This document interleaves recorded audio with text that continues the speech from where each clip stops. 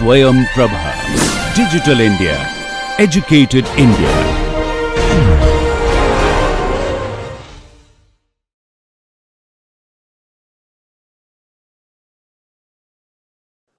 Welcome to the fluid mechanics course again, and we are in the third lecture of fluid dynamics.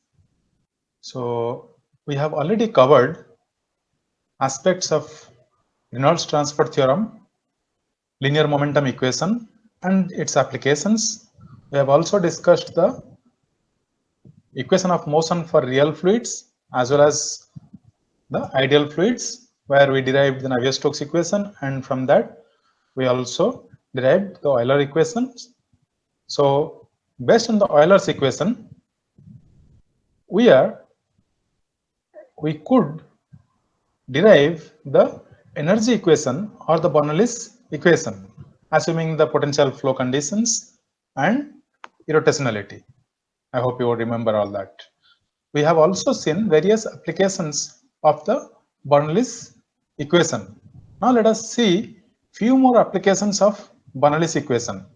Now if we look at the Bernoulli's equation, it says that the energy at one location and the energy at another location are equal without considering the head loss or the losses that is encountered between these two locations. Or in other words, if we say the total energy at location 1 is equals to the total energy at location 2 plus the head loss that has taken place throughout this distance from location 1 to location 2. So now using these principles, we could derive or we could understand some more concepts. So similarly, one concept is the stagnation pressure. So the location where the fluid is stagnant or there is no movement, then we call that as a stagnation point. And what happens at that point? The moment we are telling it is stagnant, the velocities are zero. So there is no velocity. So we already know from Bernoulli's equation, given that the z is same, let us say you have the datum head at the same level for both the points. Now you have some velocity here and pressure at location 1, then at location 2 we are telling this is the stagnation point. So it implicitly means that the velocities are going to be zero. The moment the velocities are zero here, from Bernoulli's equation we have already seen the moment the velocity comes down, pressure increases. So the total energy is balanced. So one energy is coming down, so other energy has to go up. So if the velocity is zero, which is less now or almost nil, is a stagnation point. At that point, the pressure has to go up. Now, if we want to find out what is the pressure at that point, we call that pressure as stagnation pressure. So, the stagnation pressure or the stagnation point is an isolated point in the fluid domain where the velocities are zero. Okay, so in all directions, any velocity is going to be zero at that location. Now, considering the flow in a horizontal plane, as I said, the Z1 is equals to Z2. Now, if we write down the Bernoulli's equation, neglecting all the losses, okay, we can write down P0, which is the pressure at a location away from the stagnation point, or sometimes we call it ambient pressure. Okay, so P0 by gamma plus V0 square by 2g, which is the velocity at the ambient location, by 2g is equals to P by gamma plus V square by 2g. So these are at the stagnation point, and at this point, if we know the values, we can substitute that. Let us say we will not delete any value right now, we will keep all this. So we can write down just by taking per unit weight, we can write down P0 plus rho V square by 2 plus A is equals to P plus rho V square by 2. Now if we just rearrange this, take the pressure difference, okay, so we can write down P0, P minus P0 is the stagnation pressure minus P0 divided by half rho V0 square is equals to 1 minus V by V0. So if you look at this, we have the term here which is V by B0. So we know P exists, that is the stagnation pressure. P0 exists, that's the ambient pressure. V0 is the velocity at the ambient condition or away from the stagnation point, that also exists. Now, if we look at this, the velocity V, that is the velocity at the stagnation point, does not exist, it is 0. So this term is going to be 0 and it is going to be equals to 1. So now applying that condition at stagnation point V is equals to 0, P is equals to the stagnation pressure, PS. Okay, we can rewrite this expression as PS is equals to P0 plus half rho V0 square. So from this, it is very easy to find out what is the stagnation pressure. So now if you look at this expression, let us by some means, if we can find out what is the stagnation pressure and we can also find out what is the ambient pressure.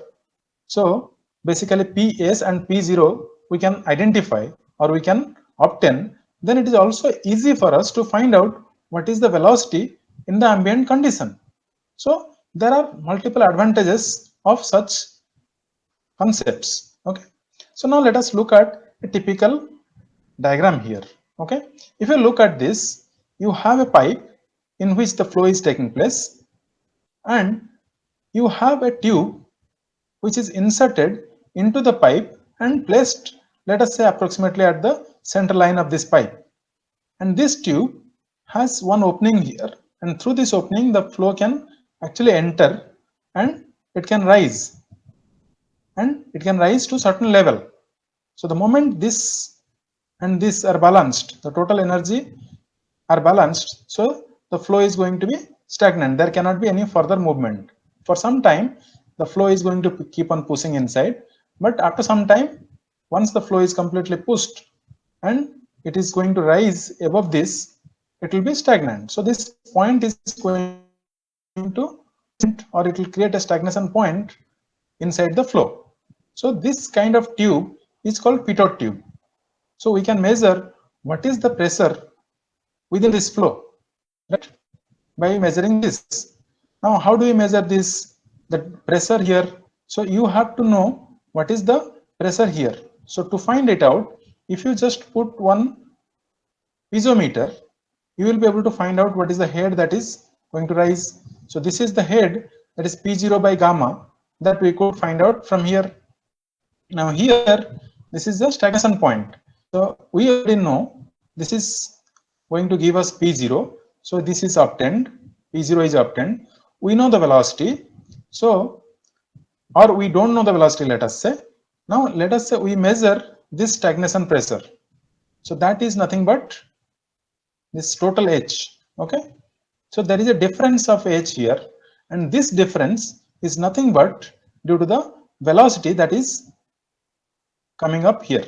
Okay, so we know the PS from this, we know P from here, P0. So by substituting these two values, we can find out what is V0, or the ambient or the velocity within the pipe.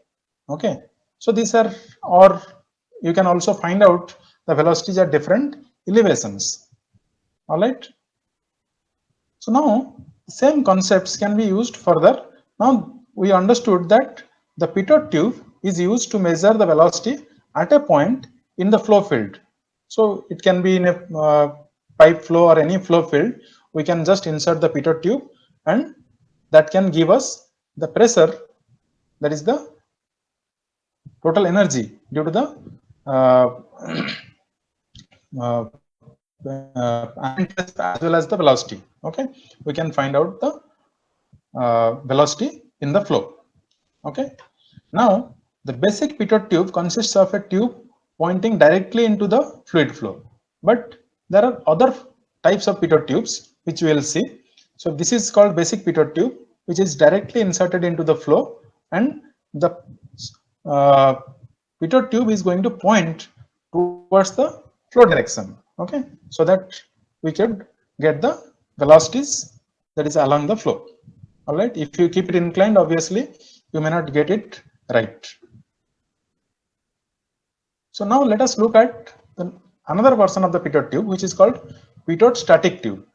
Now, in case of pitot static tube, this is an arrangement where we measure both the static head as well as the total head.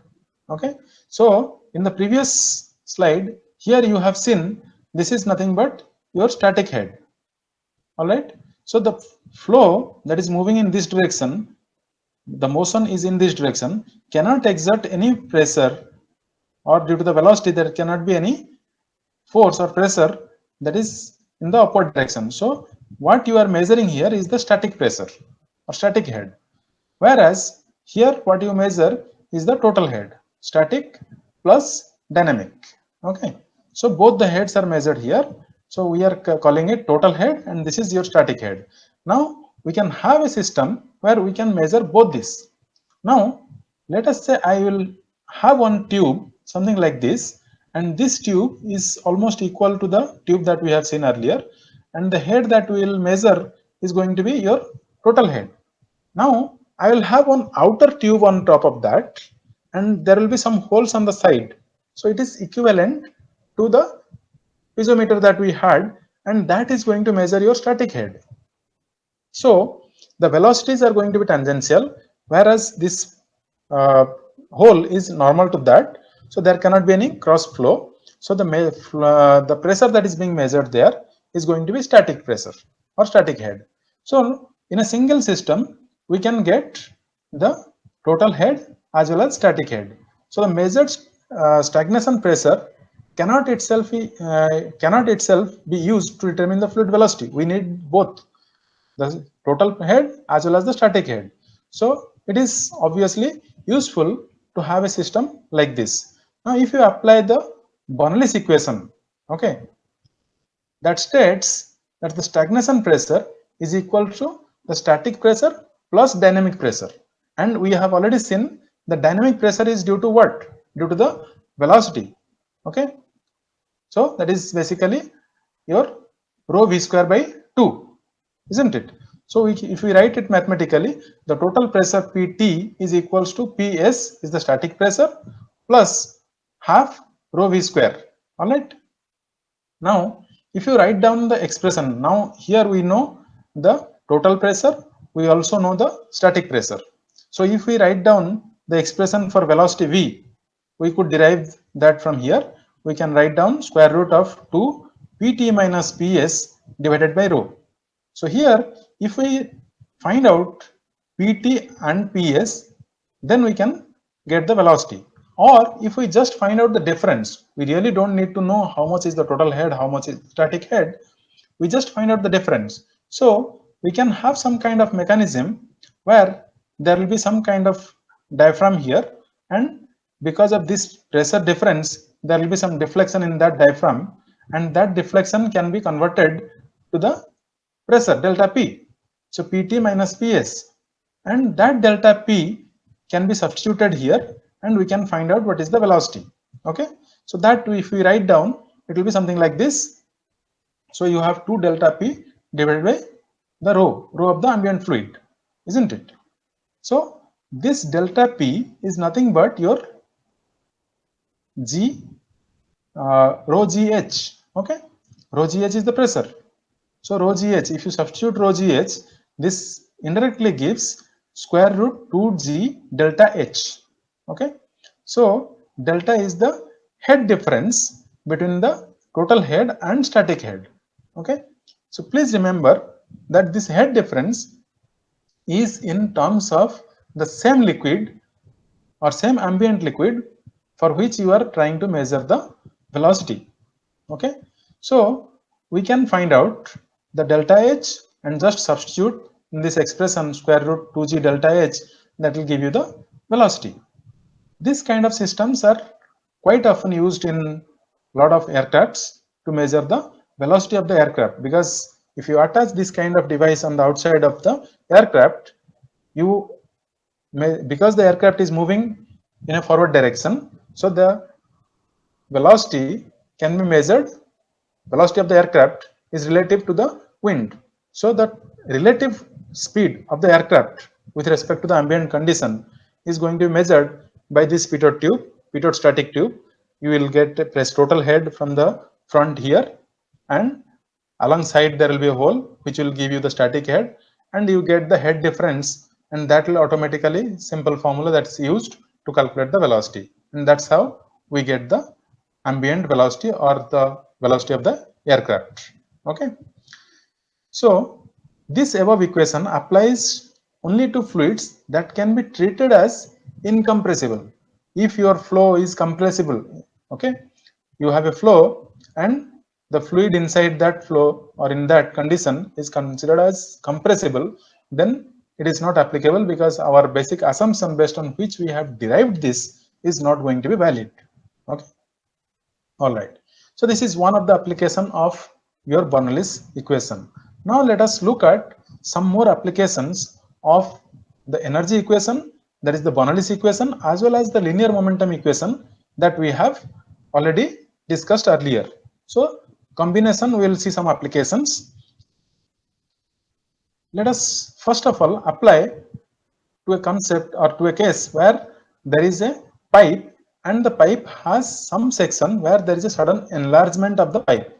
So typically, if you look at a figure, this is how it looks like. So you have the pipe that is coming here and the flow is coming with a velocity v1, and suddenly this pipe has enlarged over a larger area. So this is a larger diameter pipe, and in this pipe the velocity is going to be v2. So from our initial concept of continuity equation, we know that the flow is going to be conserved or mass is going to be conserved. So the total discharge is going to be same in this pipe and this pipe. Okay, the small diameter pipe and large diameter pipe. In both the pipes, the discharge is going to be same. It cannot be different. So if the discharge is same, then we know that the velocity or the area is smaller in the first pipe, the smaller diameter pipe, and area is larger in the larger diameter pipe. So the velocity has to be higher in this pipe and lower in this pipe. So these are all known to us now. Now what we are trying to do? We are trying to find out what is really happening when the flow is moving from this pipe, smaller diameter pipe, to the larger diameter pipe. Whether the energy remains constant or whether it is going to reduce, whether there is any loss or what happens. So if you look at, typically here I have plotted the hydraulic gradient line and the energy gradient line. So if you look at, let us not discuss too much about this. If we look at the energy gradient line, there is a drop in the energy over this distance, and this is where the loss is going to take place. Okay. So what is really happening there? When the flow is coming, we know that when the flow comes, there is a path it follows. So we can draw streamlines of this flow. Now, if these streamlines are drawn, obviously the streamlines are not going to attach to the wall along this enlargement section. So you cannot have a streamline which will come like this and suddenly change vertically downwards and go in horizontal direction again. It's not going to happen. So the flow is going to take a trajectory which will smoothly vary, and it will again fill up the larger diameter pipe. So there will be some region on along this distance AB where there will be some kind of flow which is not going to be following the streamline patterns, and there will be a lot of wake or turbulence within this region, and this is the major reason for the loss that is going to take place. Okay, so now how do we find it out? Now we really don't want to understand what is really happening inside. If we don't want to understand what is going to help us, it is the linear momentum equation which is going to help us out. If we take a control volume and try to analyze the control volume, then we may not require to understand what is really happening within this small zones. Okay, so an expression for energy loss may be obtained from simultaneous use of energy equation, that's Bernoulli's equation, and the momentum equation, that's the linear momentum principle that we have already derived. Okay, so now let us apply the Bernoulli's equation here first. If we have two sections, section 1 and section 2, obviously the section 2 has to be considered slightly away from this region. So we assume that the section 2 could be somewhere here and section 1 is here. Okay, so if we apply that, we can write down the P1 by gamma plus V1 square by 2G plus Z1. Now, assuming that the pipe is at the same level, Z1 can be neglected. So, P1 by gamma plus V1 square by 2G is equals to P2 by gamma plus V2 square by 2G plus the head loss, because over this section there has been some head loss. So, we have to account for that. And this head loss is due to the expansion or sudden enlargement. So, we have written down as HE. The subscript is E. So, that is for expansion or enlargement, okay, sudden enlargement. Now, this equation is all right. Now, let us look at the linear momentum equation, linear momentum principle and the linear momentum equation and apply that to this problem. So, if we do that, the forces in any direction is equals to the net flux or the outflow momentum minus inflow momentum in that direction. So let us, we know in this case our direction is this, so it is, let us say, x direction. So if we are taking in this direction, what are the forces that are acting? We know at this phase, that is section 1, there is going to be some pressure P1. Now that P1 multiplied by the area A1 is the force that is acting in the positive x direction. So that is P1 multiplied by A1. Okay. Now there is a force which is acting at section 2. So that is P2 minus A2.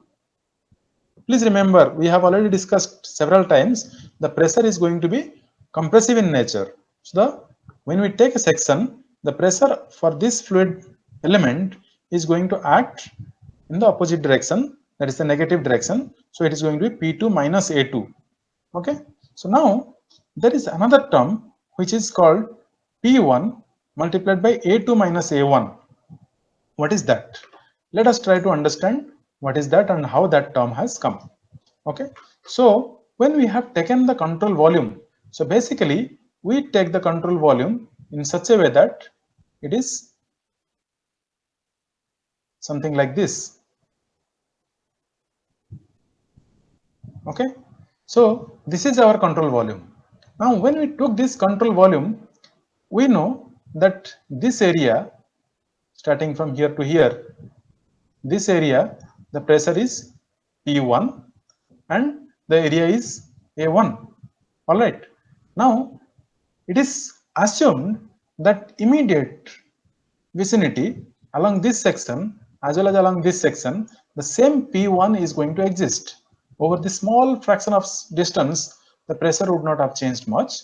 So assuming that the pressure will remain same here and here, we are assuming that the force that is going to act due to this pressure on all these sides is going to be your P1 multiplied by, what is the area?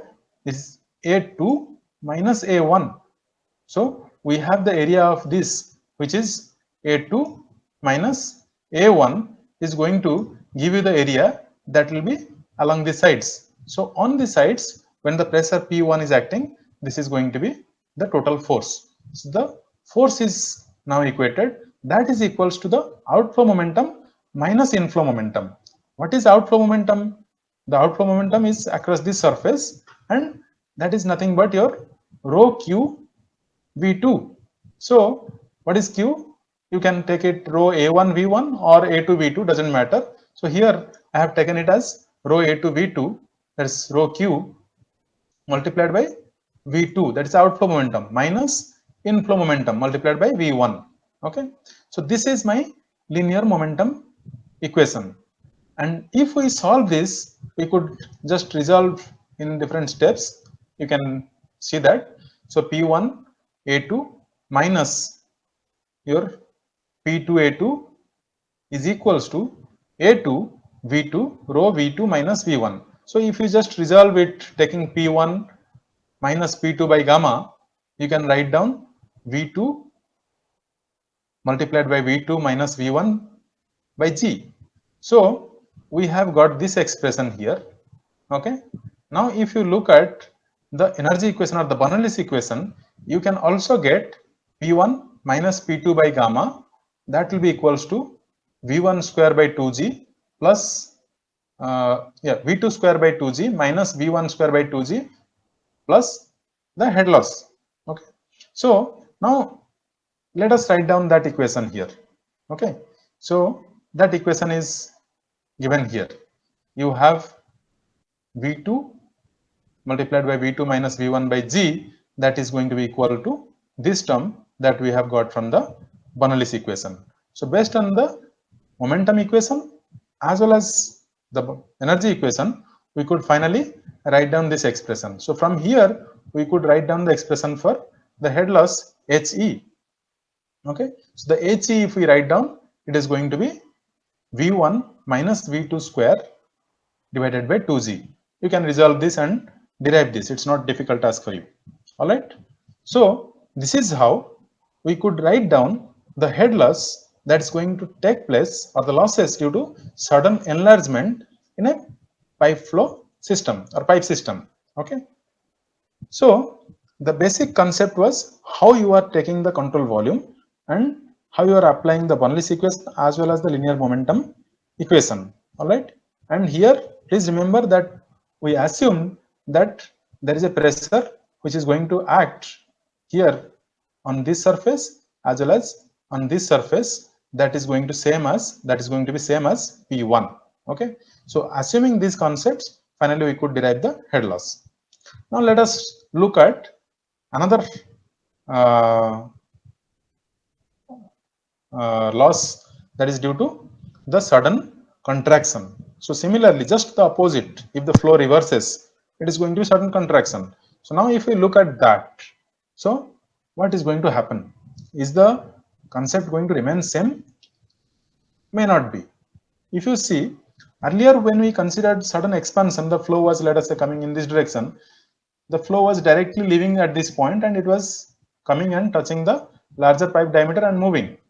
But now, because this is a sudden contraction, the flow starts kind of reorienting the path, and slowly it takes a path something like this and then goes back to this pipe and again comes and rejoins the surface after some distance. Okay, so this profile is going to happen when there is a sudden contraction.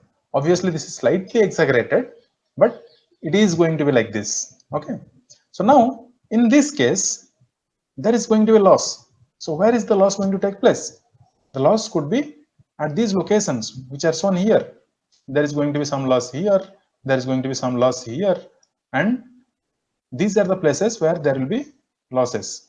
So in case of sudden contraction, there is basically abrupt contraction in the geometry of this pipe system. So basically this is a reverse system of the expansion. So the abrupt contraction is geometrically the reverse of an abrupt enlargement. All right.